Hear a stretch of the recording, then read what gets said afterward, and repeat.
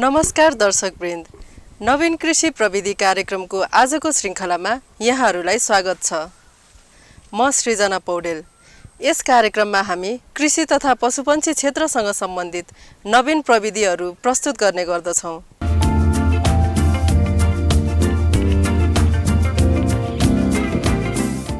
यसै सिलसिलामा आजको कार्यक्रममा हामी कार्नेसन फूल खेती प्रविधि लिएर आएका छौँ। यो फूल खेती सम्बन्धी जानकारी लिनको लागि नागार्जुन नगरपालिका वडा नम्बर 7 रामकोटका फूल खेती कृषक राजन गिरीको फार्ममा आएका छौँ। आउनुहोस् आजको कार्यक्रम सुरु गरौँ।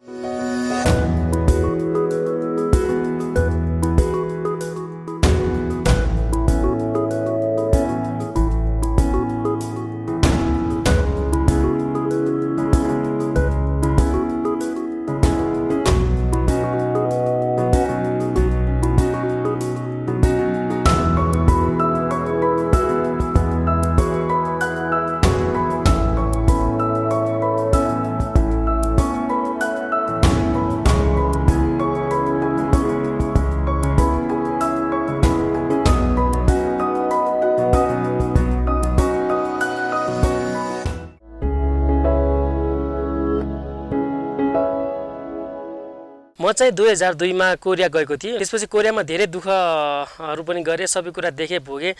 साथसाथै त्यसले गर्दाखेरि मलाई चाहिँ आफ्नै नेपालमा देशमा गएर केही गरौँ जस्तो लागेको भएर म चाहिँ 2008 मा त्यस्तै कारणवश कोरियाबाट नेपाल आएँ र नेपाल आइसकेपछि मैले चाहिँ 1-2 वर्ष गायब गरेर अनि म यो पुष्प व्यवसायमा चाहिँ लागेको हुँ। यो फुल खेती चाहिँ मेरो लगभग 30-35 रोपनी जति छ। यसमा चाहिँ हाम्रो धेरै भेराइटीका फुलहरू चाहिँ हामीले उत्पादन गरेका छौँ। यो चाहिँ हाम्रो रामकोट सीतापाइलाबाट 4 किलोमिटर माथि रामकोट नागार्जुन 7 मा पर्छ। 10 वर्ष भयो मैले फुल खेती गरेको। यसमा चाहिँ मैले जरबेरा, कार्नेसन, स्ट्याटिक, जिप्सोफिला, त्यसपछि रोज पनि अलिअलि गरेको छु।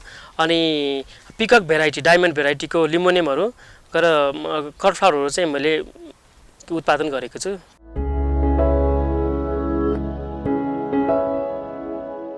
हामीले चाहिँ यो कार्नेसन प्लान्ट चाहिँ तपाईँको सुरुमा चाहिँ हामीले बाहिरबाटै मगाएको थियौँ। पहिला चाहिँ अब नेदरल्यान्डबाटै आउँथ्यो हैन। नेदरल्यान्डबाटै राम्रो खालको एकदम त्यो ए ग्रेडकै आउँथ्यो। पछि भइसकेपछि त्यसलाई पनि तपाईँको अब अलिअलि क्वालिटी चाहिँ अलि जस्तै आउन थालेको छ, त्यति राम्रो आउन थालेको छैन। अनि हामीले आफैले पनि अब पिन्चिङ गरेर बिरुवा उमारेर रोप्दाखेरि पनि खास यो चाहिँ सबै त्यस्तै हो। हामीले आफैले प्लान्ट उमारेर चाहिँ पहिलो वर्ष लकडाउनमा चाहिँ कसैले पनि बिरुवाहरू चाहिँ ध्यान दिएन। हामीले चाहिँ आफै मेहनत गरी पिन्चिङ गरी निकालेको यो प्लान्ट हो क्या। यो पनि मदर प्लान्ट भन्दा कम चाहिँ छैन, तर अब अलि फलमा चाहिँ फरक पर्छ। बाहिरबाट किनेर ल्याउँदाखेरि चाहिँ हामीलाई कस्टिङमा अलिक महँगो पर्न आउँछ, तर हामीले नेपालमै चाहिँ उत्पादन गरेर बेर्ना निकालेर हामीले बिरुवाहरू लगायौँ भने चाहिँ हामीले लागत खर्च कम पर्न आउँछ। यो चाहिँ हामीले आफ्नो नेपालमै आफ्नो घरमै प्लान्टको चाहिँ बिरुवा राख्नको लागि चाहिँ यो साइड सुटलाई हामीले यसरी लिन्छौँ।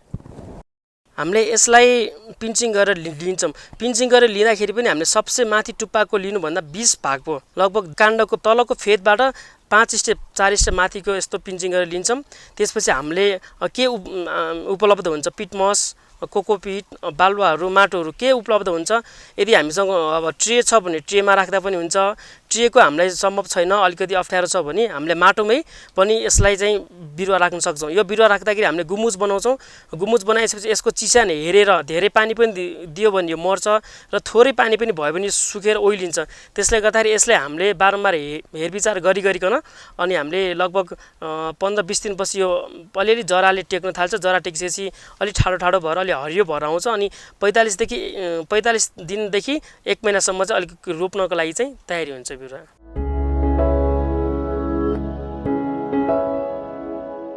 कार्नेसन प्लान्टेसन गर्नको लागि चाहिँ सुरुमा हामीले त यो जग्गाहरूलाई चाहिँ मजाले ट्र्याक्टर अथवा अब हातले केले हुन्छ मजाले एकदम मल माटो चाहिँ माटोहरू एकदम उर्वरा हुने गरी नरम हुने गरी मजाले ट्र्याक्टर लगाउँछौँ। ट्र्याक्टर लगाइसकेपछि हामीले त्यसलाई फेरि एकचोटि मलहरू सबै छर्छौँ, कम्पोस्ट मल छर्छौँ। कम्पोस्ट मल सरक्क छरेर फेरि एकचोटि ट्र्याक्टर लगाउँछौँ। हामीले ट्रिटमेन्ट गरेर फर्मालिन सबैतिर छरेर अनि हामीले कालो प्लास्टिक लगभग 1 हप्ता 10 दिन जति हामी 15 दिन जति छोपिदिन्छौँ। छोपिसकेपछि हामीले यसलाई फेरि बेडबाट त्यो प्लास्टिक झिक्छौँ, हटाउँछौँ अनि हामीले बेड तयार गर्छौँ।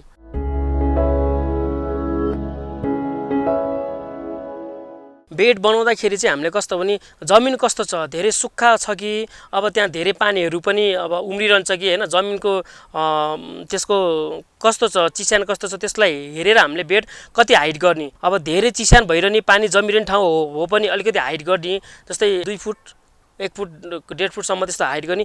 यदि इनकेसली तपाईँको चाहिँ अब हाम्रो भित्र पानी जम्ने त्यस्तो चिस्यान धेरै भइरहने छैन भने चाहिँ हामीले हल्का बेड उठाएर चाहिँ हामीले प्लान्टेसन गर्न सक्छौँ। प्लान्टेसन गर्नको लागि चाहिँ हामीले लगभग 3 फुटदेखि 3.5 फुटसम्मको बेड बनाउँछौँ, किनभने हामीलाई काम गर्न सजिलो हुन्छ।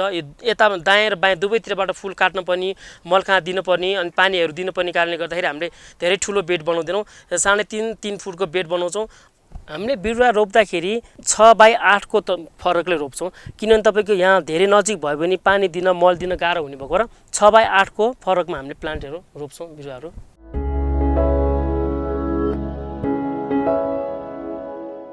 पानी हामीले गर्मी याममा चाहिँ 1 दिन बिराएर दिन्छौँ, जाडो याममा चाहिँ हामी हप्ताको 2 चोटि दिन्छौँ। किन अवस्था हेरेर कस्तो छ, अब कतिको सुक्खा छ, कतिको टेम्परेचरले चाहिँ एकदम सुक्खा भएको छ जमिन है, त्यस्तो हेरेर दिन्छौँ पानीहरू।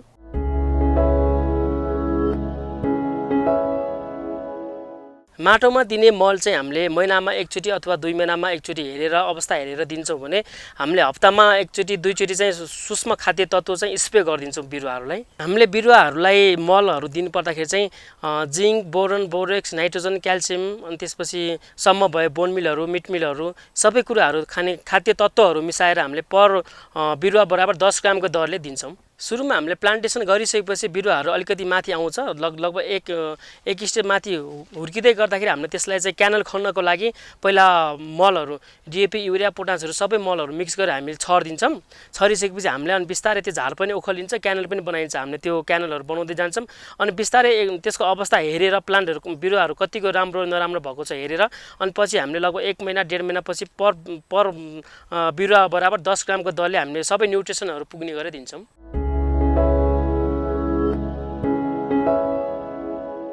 कार्नेसनमा चाहिँ मेन रोग भनेको तपाईँको यो बिरुवा ओइलाउने रोग हो।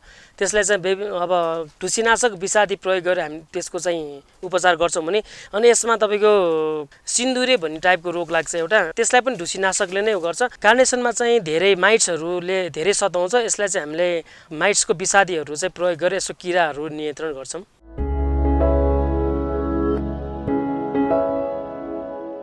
कार्नेसन फुल चाहिँ तपाईँ कस्तो भने स्टिकमा लामो भएर आउने कारणले गर्दाखेरि यसलाई दायाँ बायाँ नढल्कियोस्, फुलको क्वालिटी राम्रो आओस्, स्टिकहरू सिधा होस् भनेर यसलाई हामीले नेटको प्रयोग गर्छौँ। नेट प्रयोग गर्दाखेरि चाहिँ हामीले बिरुवा रोपेको 1 महिनादेखि अथवा 15-20 दिनदेखि हामीले यस्तो डोरी तान्न सुरु गर्छौँ, यस्तो बाँसहरू राखेर डोरीहरू तान्न सुरु गर्छौँ।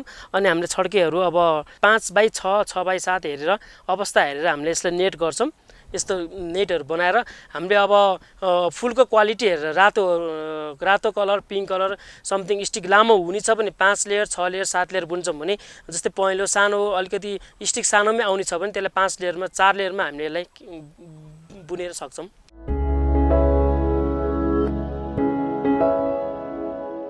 फुल टिप्दाखेरि लगभग पुरै नफक्रेको अवस्थामा र यस्तो अवस्थामा फुल टिप्दाखेरि राम्रो हुन्छ। धेरै कोपिला अवस्थामा फुल टिप्यो भने पछि यसलाई पानीमा राखेर पनि फक्राउन सकिँदैन, त्यसले गर्दा यस्तो अवस्थामा चाहिँ फुल टिप्नु हुँदैन। बजारीकरणको कुरा गर्दाखेरि पर स्टिक बराबर एउटा स्टिक बराबरको मिनिमम 10 रुपियाँदेखि लिएर म्याक्सिमम 20 रुपियाँसम्म बजार भाउ गएको छ। बजारको कुरा गर्दाखेरि हामीले यो सबै प्याकिङ गरेको फुलहरू लगेर हामीले होलसेलमा लगेर दिन्छौँ। होलसेलमा लगेर दिँदाखेरि उहाँहरूले चाहिँ 10% कमिसन लिएर हाम्रो फुलहरू बेच्नुहुन्छ। यदि 10% कमिसन लिएर फुलहरू बेच्नुहुन्छ, बेच्दाखेरि यदि नबिकेको फुलहरू चाहिँ त्यो सबै हामीलाई रिटर्न हुन्छ, त्यो चाहिँ फ्यालिन्छ, त्यसको चाहिँ पैसा आउँदैन।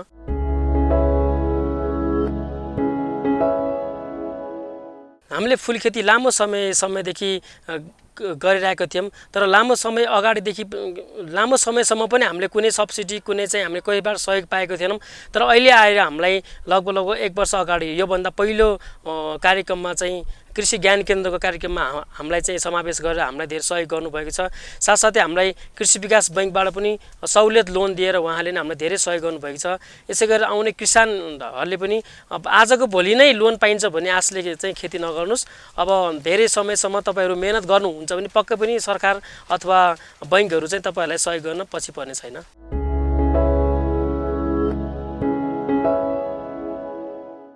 हामी चाहिँ यो कार्नेसन फुल चाहिँ लगाएको लगभग 4.5 देखि 5 महिनामा चाहिँ टिप्छौँ। अनि यतिको मिडियम साइज अब पुरै फक्रिनु नि हुन्न, ठिक्क मिडियम साइज भएपछि हामीले यसलाई काटेको छौँ।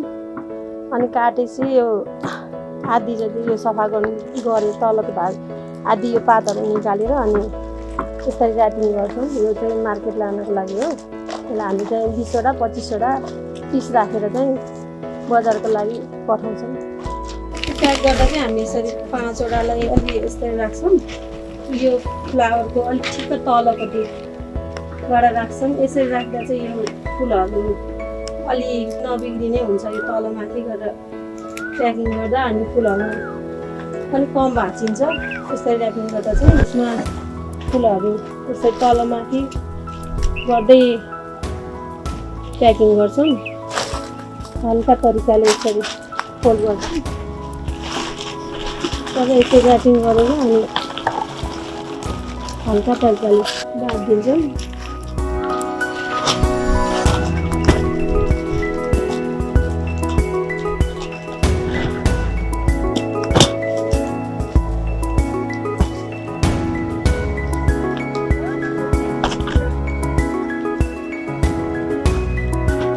अनि यो आवश्यकता अनुसार यो अब लेभल तलको लेभल मिलाएर सट्ट सबै बराबर हुने गरी यसो काटिदिन्छौँ।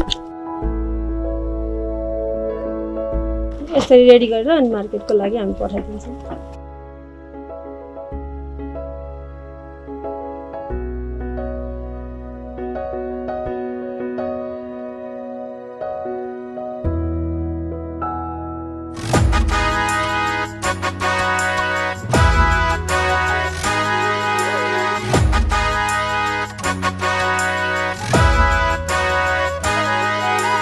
अन्नदाता प्राणदाता हे किसान साथी, अन्नदाता प्राणदाता हे किसान साथी।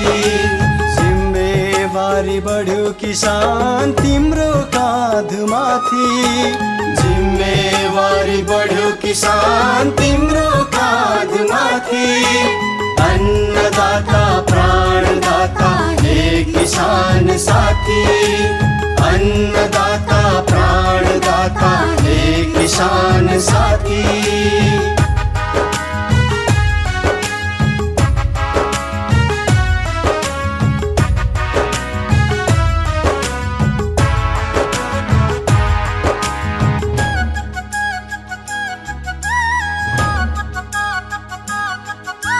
कोरोनाले संसारमा जब जन्म लियो, कोरोनाले संसारमा जब जन्म लियो, विश्व अर्थतन्त्रमा नै ठुलो धक्का दियो, विश्व अर्थतन्त्रमा नै ठुलो धक्का दियो। सबै क्षेत्र तन मन धनमा असर गर्यो कति, सबै क्षेत्र तन मन धनमा असर गर्यो कति। जिम्मेवारी बढ्यो किसान तिम्रो काँधमाथि, जिम्मेवारी बढ्यो किसान तिम्रो काँधमाथि। अन्नदाता प्राणदाता हे किसान साथी।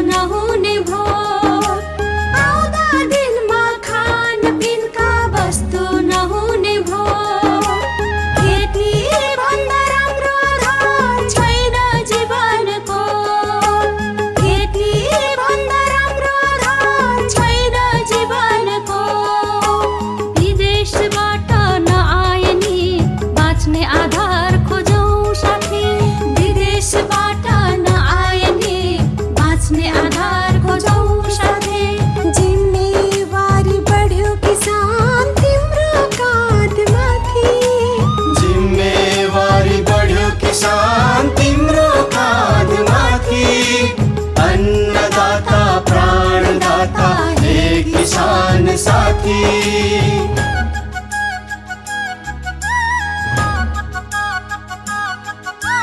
भोक मर्दैन धन दौलतले भन्ने ज्ञान जगाऊ।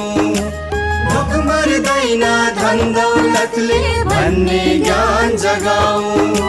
सरकार छ तिम्रो साथमा उन्नत खेती लगाऊ।